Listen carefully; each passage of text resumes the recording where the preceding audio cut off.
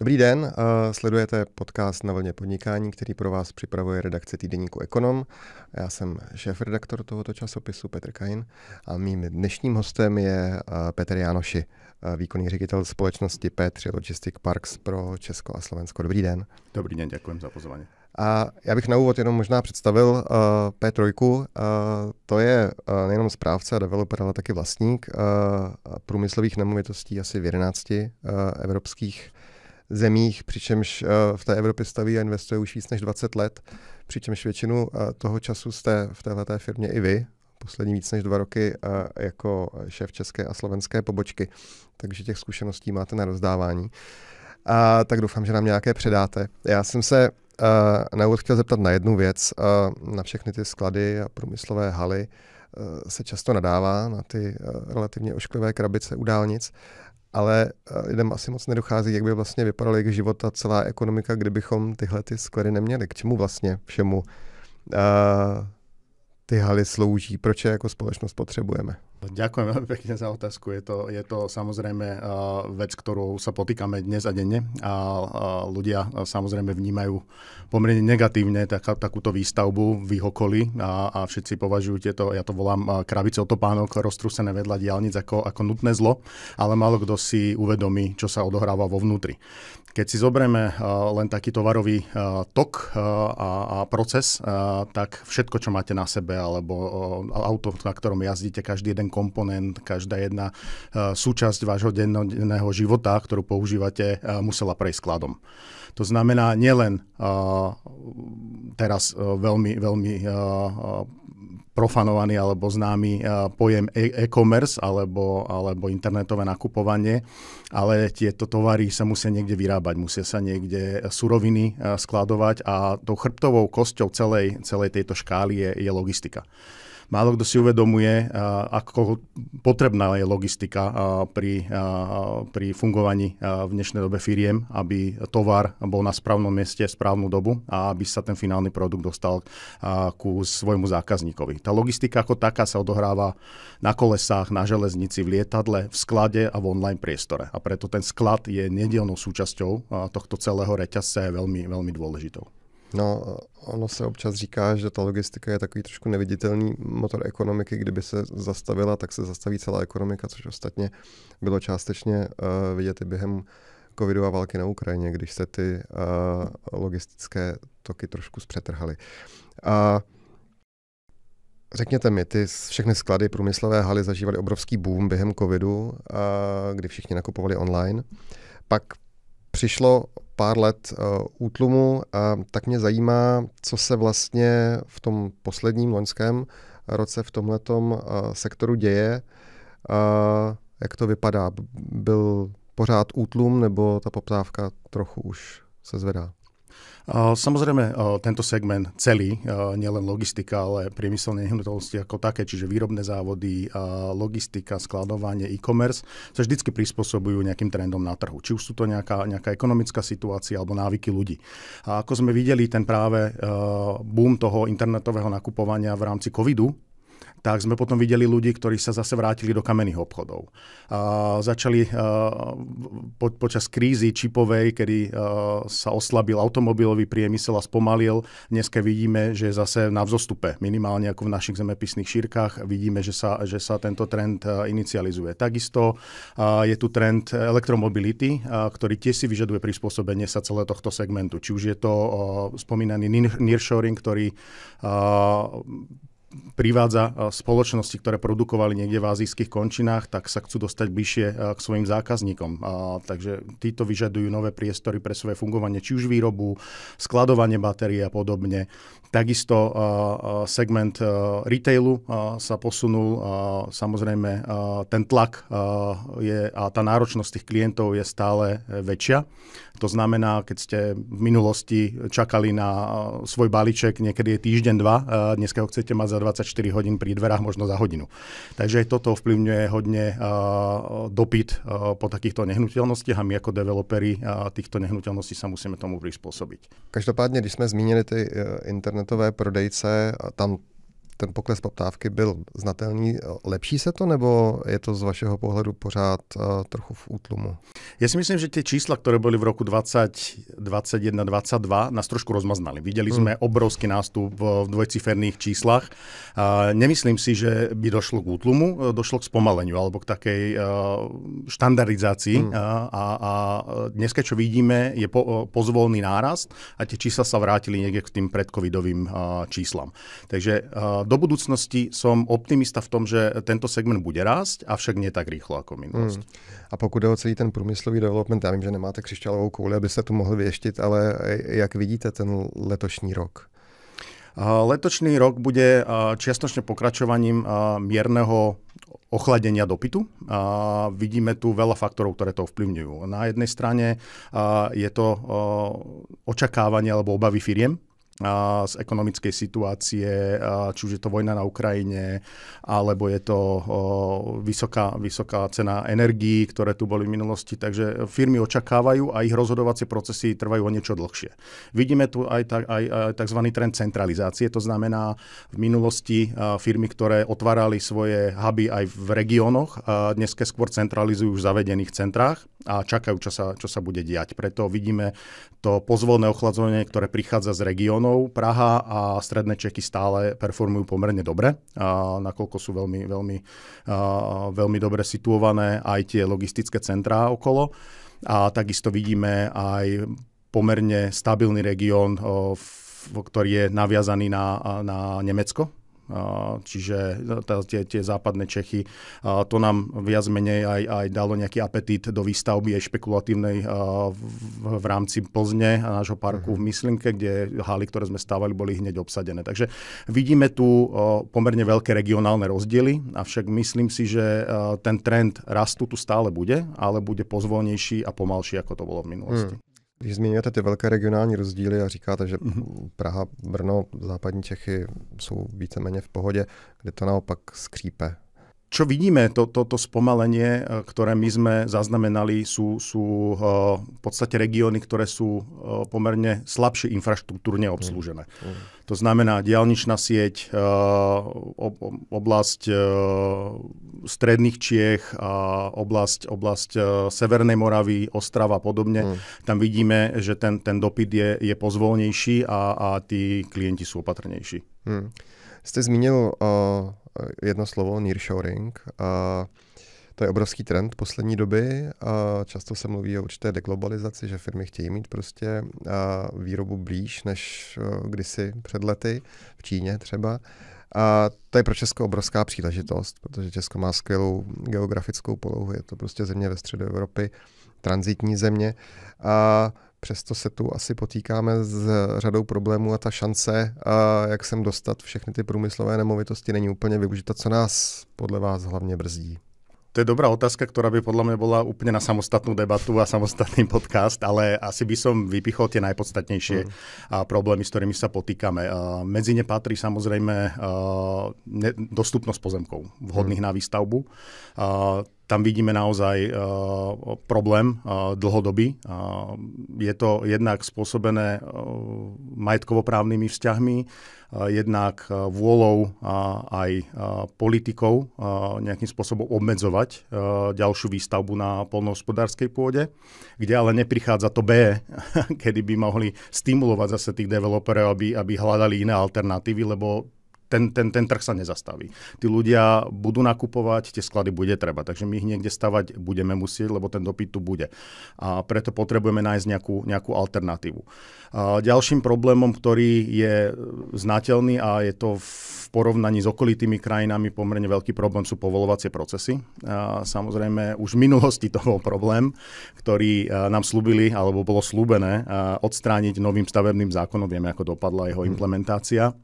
Avšak my sme stále optimisti a veríme tomu, že ak sa to podarí a naozaj dôjde k plnej digitalizácii týchto stavebných konaní a zjednodušení a hlavne transparentnosti, tak aby tieto procesy boli jasne nastavené, aby po ich splnení tých podmienok, ktoré budú stanovené v zákone, aby sme mali tú vizibilitu na to, že ten projekt budeme môcť realizovať. Kdežto dneska, keď sa potýkame s nejakým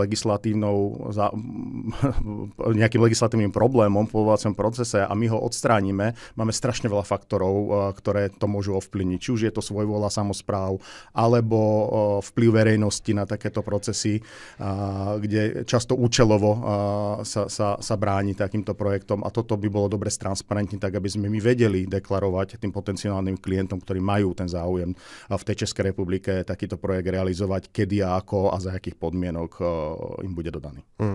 Jak už jsem řekl na začátku, P3 funguje v 11 evropských zemích. A kde by si Česko mohlo vzít příklad? Já vím, že třeba v Polsku ty povolovací procesy jsou mnohem jednodušší a Polsko z toho bude profitovat v budoucnosti. To je dobrý príklad, veľmi dobrý príklad. V 90. rokoch sme vnímali Poľsko a poľského suseda ako poľnohospodársku veľmoc, orientovanú primárne na poľnohospodársky priemysel. A dnes mu pozeráme na chrbát. Bohužiaľ za tých 20-30 rokov urobili obrovský skok, či už vo výstavbe infraštruktúry cestnej, alebo v príprave legislatívy a povolovacích procesov sú ďaleko transparentnejší a tieto procesy sú rýchlejšie. Takže bohužiaľ nám trošku utekajú aj tou veľkosťou trhu, tú výhodu, ktorú by sme mali aj geografickú, aj nejaký ten priemyselný background, ktorý sme mali z minulosti, tak bohužiaľ tieto výhody nám začínajú nestačiť na to, aby sme držali krok s takýmto vývojom, je napríklad v Polsku. A já se ještě vrátím k tomu, o čem jsem mluvil před chvilkou, k tomu určitému poklesu poptávky po některých druzích těch průmyslových nemovitostí. Jak se s tímhletím trendem v minulosti vlastně vyrovnávala P3? Jaké máte plány do letošního roku? Jak na tom vlastně jste? P3 ako taká si prešla takisto vývojom. A v dnešnej dobe, keď sa pozerám na tú pozíciu na tom trhu, tak P3 je stabilný a renovovaný partner pre svojich klientov, a to vďaka tomu, že sa snaží vždycky prinášať tie riešenia tým klientom, že je dlhodobým partnerom. My nie sme trade developer, ale sme dlhodobým partnerom pre všetky segmenty v podstate priemyselného developmentu, či už je to výroba, logistika, skladovanie, e-commerce. My ako P3 sme 100% vlastnení singapurským štátnym fondom GIC, čo nám dáva obrovskú výhodu finančného zázemia. Takže aj v obdobiach stagnácie alebo poklesu máme stále ambíciu rásť a pripraviť sa na tie roky, keď znova príde k rozvoju. Čiže aj tie roky, kedy prichádza k stagnácii, my skôr využívame na prípravu nových projektov, akvizícii nových pozemkov, stabilizácii tímov a podobne. Takže to, čo P3 asi odlišuje na trhu, je to, že v prípade, že máte nejaký záujem o nejaký projekt, tak počas celého toho procesu vás prevádzajú P3 ľudia. Čiže máme vlastných ľudí, ktorí s vami ten projekt pripravia. To sú tí biznis ľudia, tí leasingoví manažéri, development manažéri. Až počas realizácie, kde prichádzajú development manažéri, projektoví manažéri, to sú vždycky pod hlavičkou P3 a sú to in-house ľudia, až potom po finálne odovzdanie projektu našim asset a property ľuďom, ktorí sú takisto P3 ľudia. Čiže stále stretávate P3 ľudí a toto si myslím, že bude obrovskou výhodou do budúcnosti. No je pravda, že P3 pokračovala ve výstavbě v době, kdy řada těch developerů to nedělala, protože to byla obrovská inflace a drahé úroky. Jak se vám vlastně daří naplňovat haly? Protože já vím, že Česko je poměrně specifické v tom, že ta naplněnost je o něco málo větší než v těch okolních zemích, jestli sa nepletu. Je to tak? Nebo... Áno. Samozrejme, je to spôsobené tými faktormi, ktorými som spomínal. A to znamená tou dostupnosťou tých pozemkov, aby ste mohli stávať ďalej. Čiže to, čo existuje, sa naplní pomerne rýchlo, ale je to aj tou kvalitou toho produktu. My máme pomerne vysokú obsadenosť, až na úrovni kde 97% v Českej republike, čo nám dalo nejakú motiváciu a ambíciu ďalej pokračovať a stavať aj v regiónoch, ktoré považujeme za atraktívne. V tých regiónoch, ktoré som spomínal, ako bola Plzeň a podobne, sme boli veľmi úspešní. Čo sa postavilo, sa prenajalo. Niekde na ten prenájom potrebujeme trošku viac času, ale pri takom veľkom portfóliu si môžete niekedy dovoliť trošku viac čakať. Čiže je to spomínaná Ostrava, kde máme nejaké voľné priestory a snažíme sa flexibilne pristupovať ku každému jednému dopytu, tak aby sme vedeli vyhovieť a naplniť tieto haly. U těch potenciálních nájemců dřív platilo, že v zásadě rozhodují cena a lokalita. A v poslední době podle mě hrajou čím dál tím větší roli třeba i nějaká ESG kritéria. Je to tak? Vidíte to na trhu? Určite je to trend, ktorý sa ukazuje ako jedným z najväčších rozhodovacích faktorov. V minulosti, ako ste spomínali, bola to cena, bola to lokalita, možno dostupnosť pracovnej sily. Dneska aj prichádza možno na prvom, na druhom mieste otázka na trvalú udržateľnosť. Je to jednak, z jednej strany je to tlak aj legislatívy, či už Európskej únie alebo lokálnych regulí, ale na druhej strane je to aj trend, ktorý vyžadujú klienti. My sa pozeráme v horizonte, tým, že sme dlhodobý majiteľ, tak sa pozeráme v horizonte desiatok rokov dopredu. Čiže my už vieme, že tie milníky tu sú nejakým spôsobom predikované. Či už sú nastavené, budú sa posúvať. To uvidíme a uvidíme, aký bude trend, ale my chceme byť na to pripravení. Čiže dneska je to už akýsi must mať projekty. Určite pri nových projektoch sa implementujú všetky možné kritéria, či už sú to certifikácie, či už sú to odklony od uhlíkovej stopy a minimalizácie energetickej náročnosti budov a podobne. Takisto ale ako dlhodobý majiteľ aj pri tých existujúcich. Čiže prichádza k veľkým capexovým investíciám pri existujúcich parkoch, kde sa snažíme implementovať to čím skôr, tak aby sme boli pripravení na tú dobu, keď to už bude nejakým štandardom, či už legislatívnym alebo trhovým. Jste zmínil, že se vám podařilo v Plzni, jestli se nepletu, podařit spekulativně vlastně nějaké průmyslové nemovitosti. Možná vysvětlete, jaký je rozdíl mezi tím stavět spekulativně nebo na míru, co jsou výhody, nevýhody těch jednotlivých. Špekulovaná výstavba ako taká spočíva v tom, že na pozemku, ktorý vlastníte, pripravíte nejaký flexibilný projekt a postavíte ho bez predchádzajúceho nájomcu. To znamená, postavíte niečo, kde viete rýchlo reagovať na dopyt, viete, takým spôsobom tú budovu upraviť tak, aby ste tam vedeli dostať či už výrobu, logistiku, regále alebo nejaké roboty a podobne. Ale trošku vás to obmedzuje v tom prispôsobiť to 100% na mieru klientovi. Kdežto výstavba na mieru, tzv. Build to suit, vás v podstate oprávňuje začať s klientom jednať už na začiatku projektu a prispôsobiť mu ten projekt totálne na mieru. To znamená, že už tá spolupráca začína úplne na začiatku, staviate na mieru tomu klientovi, máte o niečo špecifickejšiu halu, ktorá je preňho, ale zase máte 100% istotu klienta a väčšinou sú to dlhodobé nájomné vzťahy. Takže je to často preferovanejší spôsob, lebo naozaj už viete, čo robíte, tie týmy sú súdržné. Určité rizika tam sú, ak vám ten klient odíde, tá hala je veľmi prispôsobená jemu, že musíte potom tú halu prestavať pre nového klienta.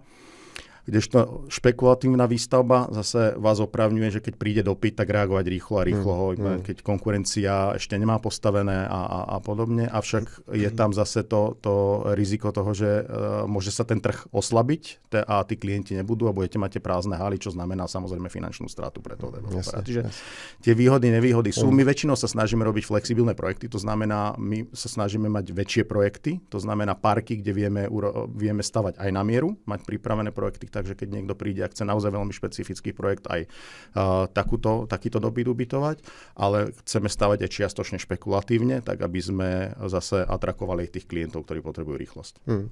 A dá se říct, který z těch dvou směrů teďka převažuje? Jestli spíš na míru nebo spekulativně?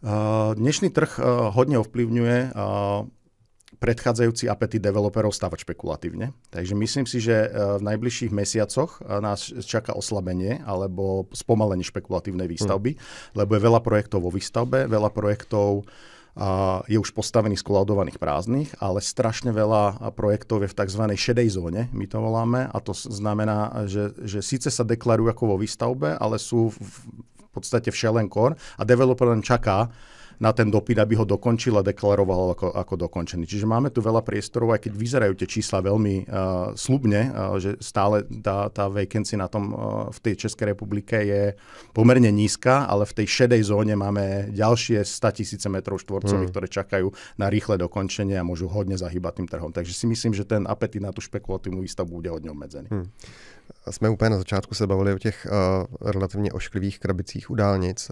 To často vzbuzuje v lidech otázku, proč se vlastně nestaví na těch brownfieldech, které jsou často přímo ve městech. Ale ono to má velké komplikace, možná to vysvětlete, aby lidé pochopili, proč to je tak drahé a náročné. My brownfieldy vnímame ako veľký potenciál. Ja si myslím, že brownfieldy sú alternatívou, tak ako som na začiatku spomínal, možno tým greenfieldovým projektom, ktoré sa snažia teraz aj politicky vládne nejak upozadiť a tú reklasifikáciu poľnohospodárskej pôdy na stavebnú obmedziť. Avšak má to svoje úskalia. Tie brownfieldy sú projekty, ktoré v minulosti spĺňali nejaký priemyselný účel. To znamená, určite sú vhodné na ďalšiu priemyselnú výstavbu, prípadne logistiku, avšak často sa potýkame s problémami, ako sú kontaminácia pôdy. Čiže tá veľký otáznik, čo tam nájdete? A ďalej väčšinou tieto brownfieldy boli na perifériách miest, ale postavené v 60., 70., 80. rokoch minulého storočia, kdežto to mesto a ten vývoj, tá aglomerácia obrástla tieto brownfieldy a dneska sa nachádzajú v miestach, kde neúplne sú prispôsobené na to, aby tam bola možno nejaká logistika alebo nejaká výroba. Či už infraštruktúrne už to nestačí, alebo je tam silný tlak verejnosti, aby tam takýto účel nebol možný. Takisto majetkovo-právne vzťahy je často vidieť problémy majetkovo-právne z nejakých privatizácií, prípadne príjazdových komunikácií, susedstiev a podobne. Čiže má to svoje úskalia. Je to určite produkt, ktorý je vhodný na takúto výstavbu, avšak si to vyžaduje veľmi úzkú spoluprácu medzi vládou, samosprávami, verejnosťou a developermi, tak aby takýto projekt bol úspešný. A určite, čo by pomohlo, a to by bol v podstate to B, ktoré som na začiatku spomenal, keby prišli nejaké stimuly na to, aby sme nejakým spôsobom akcelerovali výstavbu na brownfieldoch, či už je to pomoc formou nejakej dekontaminácie, alebo sú to možno nejaké daňové stimuly na to, aby tí developeri boli motivovaní, lebo naozaj tá výstavba na tých brownfieldoch často je spojená s oveľa vyššími nákladmi stavebnými, ako stavať niekde na zelenej lúke. Dá se to aspoň nějak rámcově vyčíslit, kolik je třeba dražší postavit budovu na brownfieldu než na zelené louce? To je veľmi špecifické. Záleží to presne. A tým, že to nie je jasné a neviete si to jasne vypočítať, alebo neviete, čo vás čaká pod tou budovou, neviete, čo vás bude stáť tá demolícia tých starých budov. To je ten veľký otáznik, ktorý demotivuje často developerov, aby sa na také niečo pozerali, keď majú možnosť možno výstavby niekde inde. Tak možná řekněte, kde budete v Česku a na Slovensku stavět, nebo kde jste třeba čerstvě už postavili nejaké průmyslové nemovitosti? My máme ambíciu rásť, takže budeme samozrejme veľmi úzko monitorovať, ako sa bude trh vyvíjať. Tým, že sme dlhodobým partnerom našich zákazníkov, tak ich počúvame. Snažíme sa predikovať nejaké trendy, aké budú na trhu a snažíme sa byť v predstihu s prípravou v takýchto lokalitách. Čiže nechcel by som to ohraničiť kde a ako. Všade, kde ľudia a naši klienti budú chcieť od nás, aby sme im ten produkt priniesli. Samozrejme, niektoré lokality sú atraktívnejšie, ako som už spomínal. Praha, západné Čechy, Brno a podobne. Všetko popri diaľničných ťahoch, či už nových alebo budúcich. Na Slovensku je to samozrejme Bratislava, tam dominuje samozrejme automobilový priemysel, čiže možno východ s príchodom Volva a podobne. Takže tých lokalít je veľa a my chceme byť pripravení reagovať všade. O tom všem mluvíte a celá mu toho svítí oči. A co vás na této práci baví? Baví ma to, že za vami niečo zostane. Keď sa obzriete a za tých 13 rokov v Petrojke sa obzriem, sú to 100 000 metrov a spokojných zákazníkov z rôznych segmentov. Vidíte výrobcu sedadiel do Volkswagenu, vidíte predajcu kvetov v Horných Počerniciach, vidíte múzeum a historických aut niekde pri letisku v Bratislave.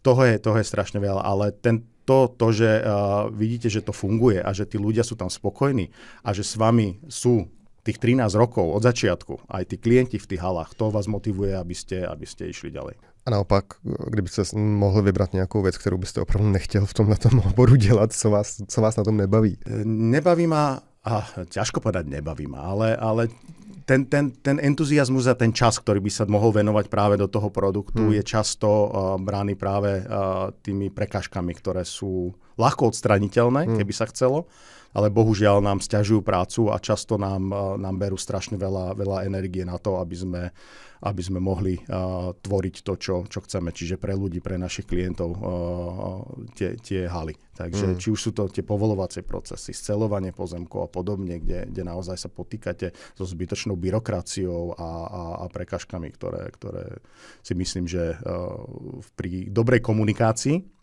všetkých zúčastnených by bolo ľahké eliminovať, aby boli všetci spokojní. A jak jste zmínil teď, tak v P3 jste už 13 let. Jaké máte další vlastně plány, ať už osobní, nebo vlastně i plány P3, jaké máte cíle a sny, čeho byste chtěli dosáhnout? Samozrejme, pre nás je obrovskou motiváciou ambícia nášho majiteľa z nás urobiť naozaj lídra na európskom trhu.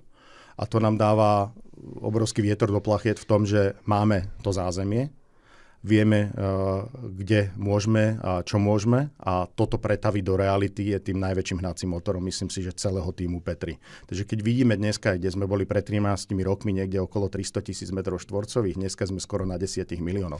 To znamená obrovskú motiváciu rásť ďalej a pokračovať v tom, čo sme nastavili. A máte třeba nějaké konkrétní plány a cíle, kde byste chtěli za těch 5-10 let být, nebo jdete z roku na rok?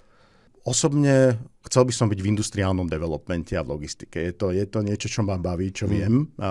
S mojím právnym backgroundom už asi tam mi ušiel vlak, ale ten development a ten industrial development je natoľko meniaci sa a vždy sa musíte tomu prispôsobiť, že tam vždycky nájdete niečo nové. Čiže ja si myslím, že vždycky to bude niečo, čo človeka motivuje ísť ďalej. Tak já držím palce, ať se ta přání a sny splní a třeba se tu za pár let zase potkáme a povíme si, jak to dopadlo. Díky moc za návštěvu. Budem sa tešiť, ďakujem pekne.